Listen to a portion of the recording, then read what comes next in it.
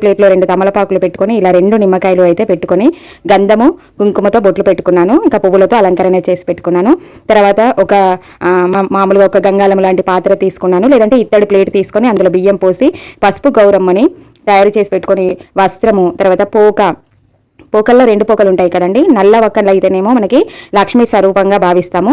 తర్వాత మనకి పోక ఉంటుంది కదా, ఇది గణపతి స్వరూపంగా భావిస్తాము. ఇంకా ఆ పోక ఒకటి, వక్క ఒకటి పెట్టి 1 రూపాయి కాయను పెట్టి వస్త్రం వేసుకుంటే అమ్మవారు ఇలాగా తయారు చేసి పెట్టుకున్నాను పసుపుతో. ఇంకా ఇలాగ దుర్గాదేవి ఫోటో ఉంది కదా, ఆ ఫోటోకి వస్త్రం వేసుకొని పువ్వులతో అలంకరణ చేసి పెట్టుకున్నాను.